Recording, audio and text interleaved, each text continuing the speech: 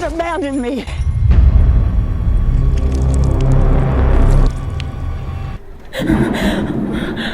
These scenes terrify me for one reason, and as a professional actor myself, I'm going to break down the 5 scariest horror scenes ever made and the secret acting tricks behind them that actually made them terrifying. When you think of the It franchise, you think of Pennywise, but what no one thinks of is this terrifying lady, Ms.Kersh. When she lets Beverly, the girl who grew up in this house, take a visit into her old home, you expect the scene to be a happy trip down memory lane. We see her looking around and reminiscing about her past, reliving her teenage years through the notes she hid away.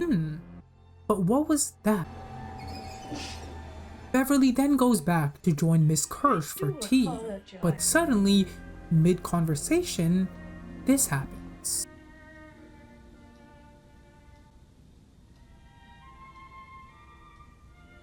Tell me, how is it being back in Derry? Watch how she totally freezes her face, holding this creepy smile, and then very instantly glitches out of it. That sudden shift is deeply unsettling. It feels like she's being programmed from the inside. And there, for a few seconds, we saw her machine break. She went into some dark mode for a few seconds and then very abruptly snapped back into reality. What a disturbing switch, and I think it's always fascinating watching actors actively snapping into a different mode. It makes them feel so charged, so engaging. I didn't tell you I got permission to see my girls. After the lady walks off to grab some fresh cookies, we see Beverly take a moment to walk around the living room. If you pay close attention into the background, you see this. Prancing around in the back completely naked is such a jump from the sweet lady we saw moments ago. And that major jump is what made this terrifying. We're gonna talk about naked old woman again later in the video. But for now, let's talk about one final truly haunting scene from It. A scene that I'd classify as the best acted scene by Pennywise of all time. Being a jumpy clown is fun. Sure, it can lead to some pretty chaotic scenes. But you know what's even more terrifying? When that same energetic clown eliminates all movement. No, don't leave me, please. No. Don't abandon me. When a human dares stop him in his tracks, a truly sinister thought comes to Pennywise's mind. Don't abandon me. Watch how he slowly turns back to look at her. Deep within his eyes, it's like you can see there isn't a single good thought present. Notice how his eyes manually glance back while he turns, and the way they laser focus onto her. It's these little details that made him sinister. And we were able to make all these observations because of these slower, more internal movements. When an actor stops moving for a longer duration, only then are we able to really take in their deep sensation, their thoughts, and the real subtleties within. And the best part is, before it became too predictable, he had already moved back into his jumpy form. Pennywise, your dancing daddy. It's like someone showing you a sliver of their dark side, not fully letting it out, which also made him a very unpredictable character. Please watch this full scene now and really pay attention to the changes in energy level. Don't leave me, please. No. Don't abandon me.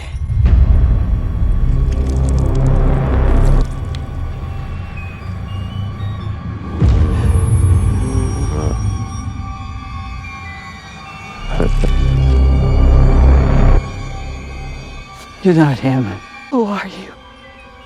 Why, I'm Pennywise, your dancing daddy.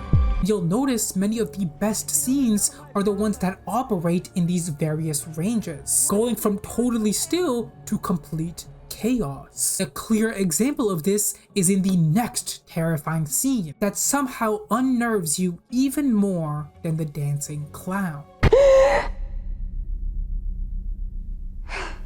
Sister Irene wakes up to find a nun praying in the corner. She tries to question her. Who are you?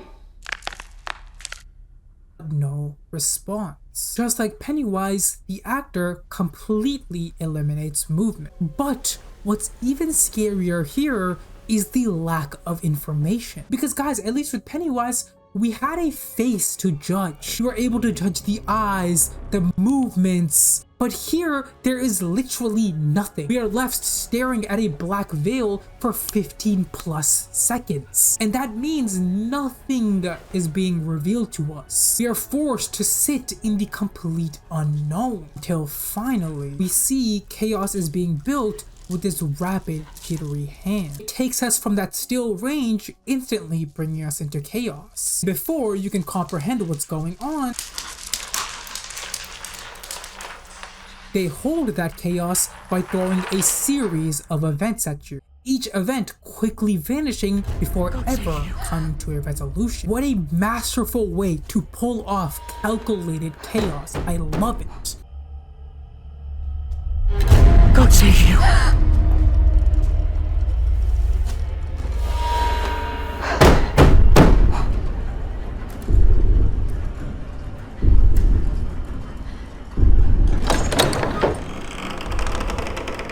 Now, I want to talk about a scene that is so sickening, I had to pause it multiple times when I first watched it. Where are Nana and Pop-Up? Picture you are going away to your grandparents' house. You've been staying with those people the whole time? Except those people aren't really your grandparents. And every single night, they start making weird noises, doing strange things.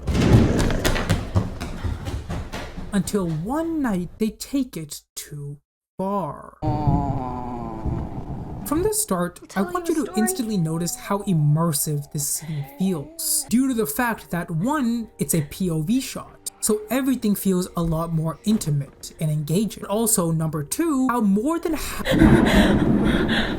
half the shot is blacked out. We only see the right side, so all our attention is forced into one place. A few other horror shows have done this, and it truly makes the shot feel claustrophobic. And that's exactly what was applied here. Eventually, this weird grandma crawls under the bed, and this is where things get disturbing. Unhinged grandma is reaching her hand up to the bed from the floor, making these provoking sounds.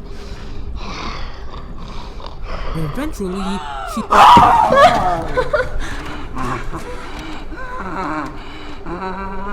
she slows down and pulls all the sheets down very slowly. As the sheets are pulled down, that groaning intensifies. The scene continues, and eventually she rises up, covered head to toe in the sheets, growing bigger and bigger.